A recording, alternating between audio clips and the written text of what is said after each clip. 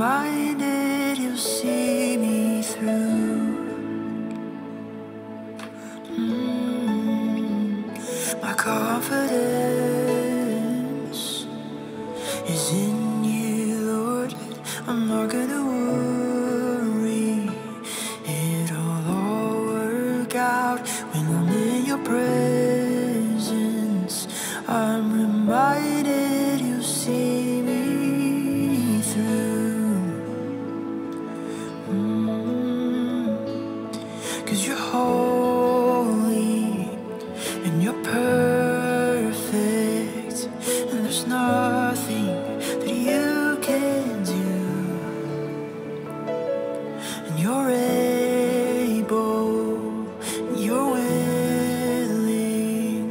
There's no mountain that you can move.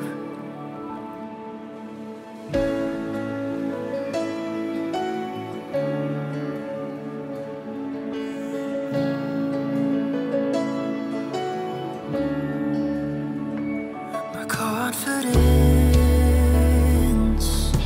is in you, Lord.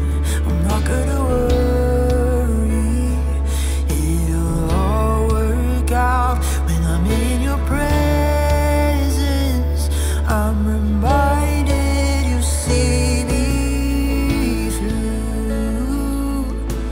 Yeah, you're holy, 'cause you're holy and you're perfect, and there's nothing that you can do. And you're able, and you're willing, and there's no mountain that you can move. So I'll rest in you, I'll trust in you. You are my strength and my confidence. I'll rest in you, I'll trust in you. You are my strength and my confidence.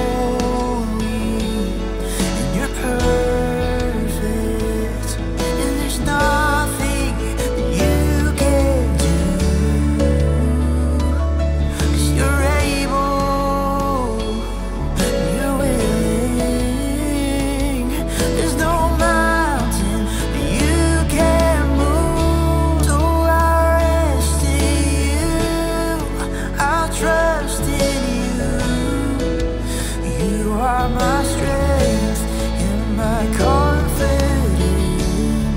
I'll rest in you, I'll trust in you.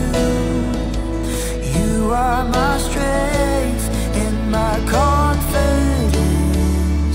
I'll rest in you, my confidence. I'll trust in you, my confidence.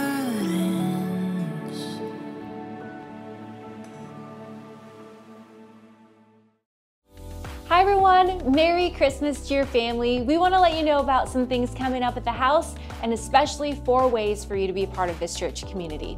The first way is through Next Steps. If you're new or newer here, Next Steps is our process to help you become part of the community here at the house. We have 3 steps through our Next Steps process. Step 1 is our open house lunch, and that's a time for you to have lunch with some of our team. Step 2 is Mission and Vision, where we go over the mission, vision, and where we're going as a church community. And lastly, Step 3, the house is my home. And here you get to make the house officially your home church. We're offering Step 1 today, right after service, is open house lunch. Now, if you didn't RSVP, don't tell them I told you this, but you can still attend. Just go ahead and sneak in the library, let one of our leaders know that you're there, and we would love to host you and get to meet you. The second way to be a part of our church community is through groups. Groups exist to help you grow and develop deeper community here at the house. Our next Connect Group season begins February of 2024, so go ahead and save that month, prepare for that. It's going to be an incredible time to really develop that deeper community. The third way to be a part of our community is through events. Events are our one-time experience to help inspire and encourage our church community. We wanted to let you know that Christmas Eve we'll be having 2 separate services. We'll have a 10 a.m. Christmas Eve service, and at 4 p.m. we'll have a candlelight family service. You can go ahead and invite your friends and family to these very special services that we will be hosting at our church. The fourth way to be a part of our church community is through classes. Classes exist to help you learn biblical principles to grow your faith.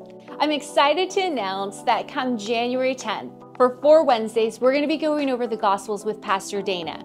You can go ahead and RSVP online under our Coming Soon page. You're not going to want to miss this. It's going to be amazing.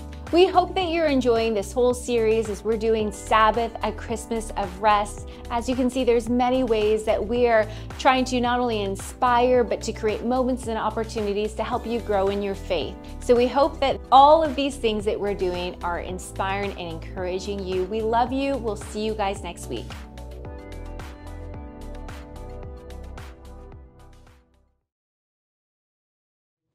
Welcome to the house. My name is Wes. My wife Vanessa and I, we're the lead pastors here. And wherever you are watching from, we just want to say welcome home. However you found us, we're glad that you did. Especially if you're here in Southern California, we would love to see you in person, give you a hug or share a cup of coffee with you. You can check out thehousela.org for service time and directions. We would love to see you. We'd love to meet you and introduce you to a wonderful community that are going after God together. So again, you can check out thehousela.org. Also, we've got a Christmas Eve service special day. Got a 10 a.m. service that morning and then got a special 4 p.m. candlelight service. We'd love to see you out for that. Today, we're continuing on this series that we've been doing called Sabbath, a Christmas of Rest. Sabbath, a Christmas of Rest. For some people, Christmas is a great time of year. It's filled with baking and the Great British Baking Show, Holiday Edition, and Home Alone 1, and Home Alone 2, and Home Alone 3, and Home Alone, Home Sweet Home, all the Home Alones, and the Elf, and the Die Hard, and all the great Christmas movies that are out there. And still, while for others, Christmas is a time of crazy levels of stress, crazy levels of anxiety. You're going from one event to the other, and you're buying gifts and you're spending money that you probably don't have, and you're wrapping gifts and Secret Santas, and you need an ugly Christmas sweater for this thing over there, and then there's a white elephant gift exchange over there, and then someone's flying in and they need towels and sheets, and there's all this craziness. And it's supposed to be at this time of year where we are worshiping the Prince of Peace, the giver of life, the one who promised us rest, says, come take my yoke on you, all of you who are weary and heavy laden, and I will give you rest. And maybe this time of year feels anything but rest. It actually feels full of anxiety. So that's why we're in this series called Sabbath, the Christmas of Rest. How can I experience this rest in a time that all I know it to be is anxiety, stressful, and not fun? The late Pastor Timothy Keller said it this way: because the world is full of ugly things, we need the Sabbath to feed our soul with beauty. First week we talked about this rhythm of Sabbath. We talked about stop, and last week we talked about rest. Today we're going to talk about delight. Have you ever been feeling good about yourself or about a direction that you're headed in life, and then you heard news, or maybe you're scrolling on social media and you saw someone else, and instantly you felt less about where you were at? This happens to me all the time. I'm running, and because I'm a runner, and so I go on a run, and I get what I feel is a good time for me. It's a good time for me. It's like, oh, I can't believe I did that mile in that much time, or I did 7 miles in that much time. And I'm like, I'm so excited. And then I'm post about it, and then you see someone else, and they're like, I'm 75 years old, and I ran a 4-minute mile, and you're like, I don't even know if that's possible. I don't know if my knees could go that quick, if my legs could. I don't feel that good about that. Or you make a pie or a dish and you're really excited about it and you post it on social and someone says, oh, that's sweet. Did your child make that? And you go, no, it was me. But thank you. That was awesome. That made me feel so just terrible. And we all have those comparisons in our heart where we feel that we're at a certain level, and then it kind of goes down, down, down, down. In comparison in the digital age that we're in right now, it actually makes life look worse than it really is. Like, you probably are doing much better than you feel like you're doing. The steps that you're making are probably far greater than the ones that you actually feel. You're probably doing better than you think. Jesus said it this way about sorrows and pain. In John chapter 16, he said this: here on earth, you will experience trials and sorrows. It was, but take heart, I have overcome the world. Because, okay, you will experience some negative experiences. You will experience some really hard times. But take heart, I've overcome the world. There's not a whole lot of things that are guaranteed, but one of them that are guaranteed to be experienced is sorrow. It will happen. At some point in your life, at some season of your life, you will experience sorrow, and some more than others. Benjamin Franklin, even when they were writing the Declaration of Independence, he goes, all right, this thing might not be around, but here's 2 things that I know that are guaranteed. You can look at the full quote. He goes, the only thing that's guaranteed are death and taxes. So he was more confident in death and taxes than he was in the Constitution of the United States. Ecclesiastes says it like this: time and chance, they happen to all of us.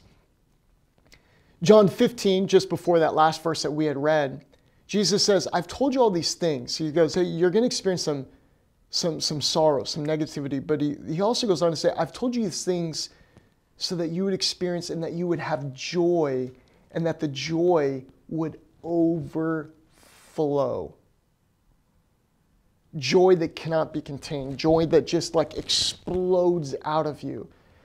Joy that's like when you put Mentos in a Diet Coke and it just explodes all over the room. That level of joy. Or the level of joy that Peter says in 1 Peter chapter 1. He says this joy that's inexpressible and full of glory. A joy that's exploding.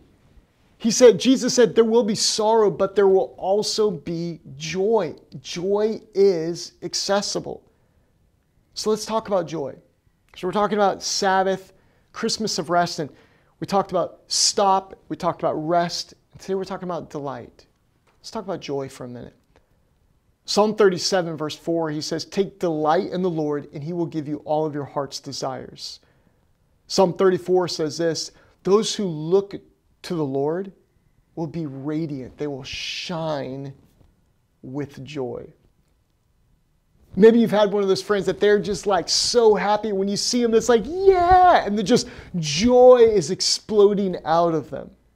Jesus says that kind of joy, that kind of delight is accessible to you.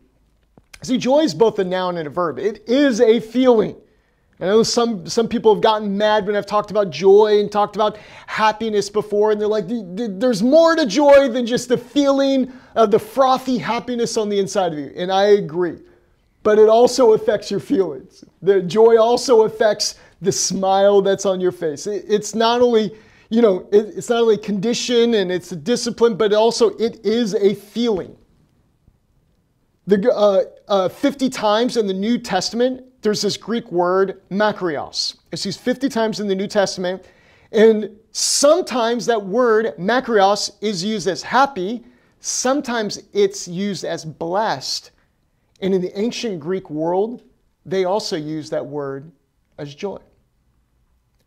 Joy is also a condition. It's a character trait. It's one of the fruits of the Spirit. In Galatians chapter number 5, the fruit of the Spirit is love, joy, peace, patience, kindness, goodness, faithfulness, self-control. It's a condition. It's a character trait. It has to be developed. But joy is also a discipline.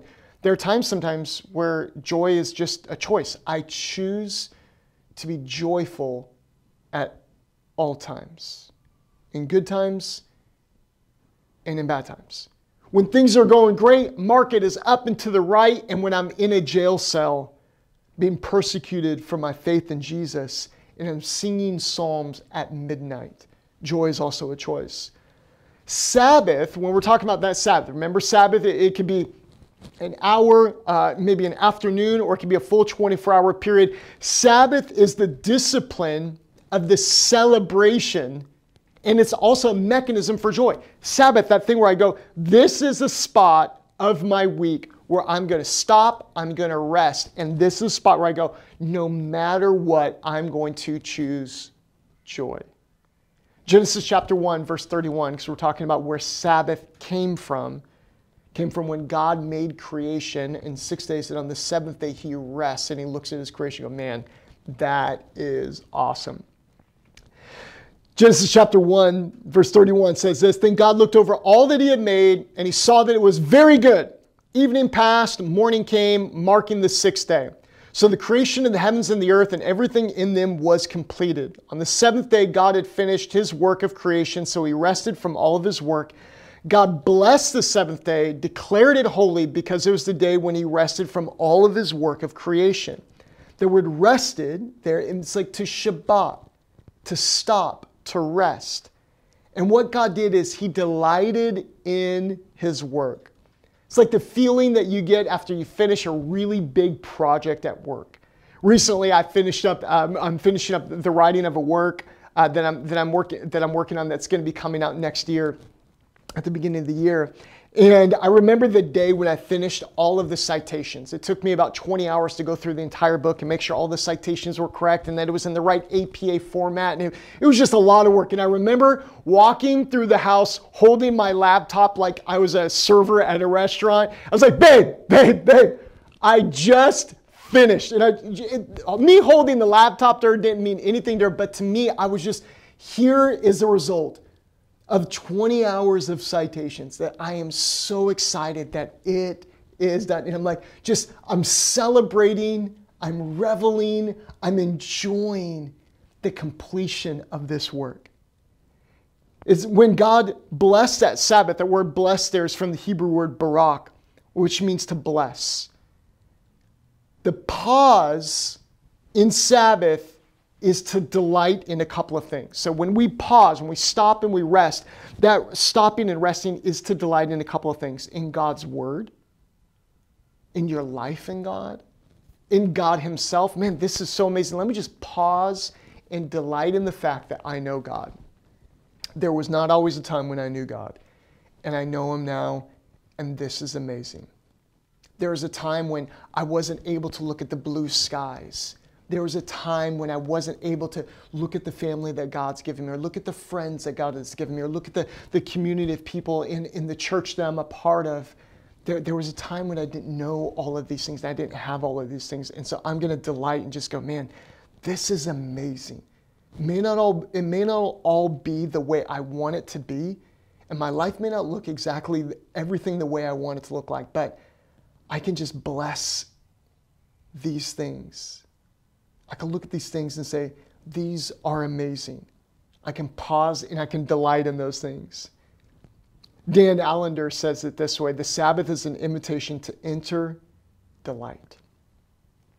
Sabbath can start as a 1 hour gap, it can start as an afternoon, or it can be a full 24-hour day.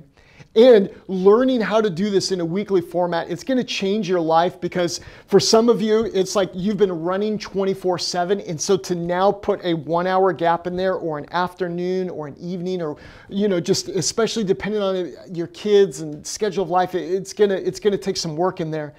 But you're taking that moment now to stop, to pause, to delight. So here's a couple things that you can do to delight. If you're taking some notes, you can write these down. What can I do to delight? Number one is slow down. Slow down. You just slow down. Hurry and joy are incompatible. You can't enjoy things when you're rushing past them.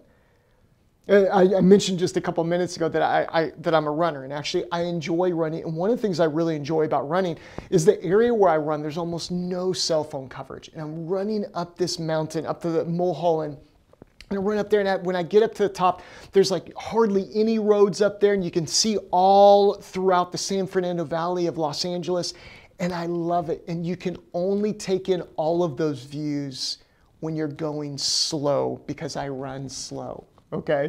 But when you're driving in a car and you're zipping past all those things, there's so many things that you would miss out on.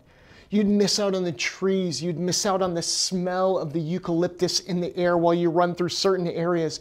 You'd miss out on the freshness of certain areas where there's this huge green belt. You would miss out on this one spot when the temperature drops about 5 to 10 degrees because there's a small stream that runs down. You miss all of those things when you are zipping by them. There are so many things that you might be missing because you are zipping by them. If you're really going to delight in God on the Sabbath, you've got to slow down. Number two, you have to have boundaries. You've got to create some boundaries. For my wife and I, one of the things that we will do, because we have like this section of time that we go, we don't necessarily call it a Sabbath to our kids, but we call it family time or a family dinner. And we know it as Pizza Fridays. And so we picked them up. We both picked them up. It's the one day that this is what we're going to do. We both picked them up from school. And that's something that we're able to do, at least for this year. We pick them up from school. We actually bring our puppy with us, and it's like a whole thing. We turn off our devices and we set them on silent. And one of the things I'll do is I go to my phone and I'll set one of the notifications that says I'm driving, on the driving notification on an iPhone. And it says, hey, I'm unavailable right now. I'm with my family. If you have any questions, here's our church website, blah, blah, blah. Otherwise, I'm going to get back with you tomorrow. It's what that is it's just setting a boundary that says, hey, I would love to connect with you, but right now, this is the time that we have time set aside for the Lord. Here's some time that we have set aside for our family. We have time to just delight in each other, to make pizza and to make a mess in the kitchen together. You're setting some boundaries. You may need to set an out-of-office work email, from your Friday night to Saturday morning. You may need to just let your family know, hey, I'm not available during, your extended family, not your kids. I can't imagine someone telling their kids, like, hey, kids, you're on your own for the next 12 hours. I'm just going to go Sabbath in my, wing of the mansion or whatever, but it's like... It's so silly. But just setting some boundaries for friends, for others, just saying, hey, here's some time that we have set aside to delight. Number three is give yourself the joy. Ask yourself the question, hey, what brings me joy in God? Not the things that make you feel terrible later, but what's something that brings you joy? What's something that you enjoy? For us, it's making pizza as a family.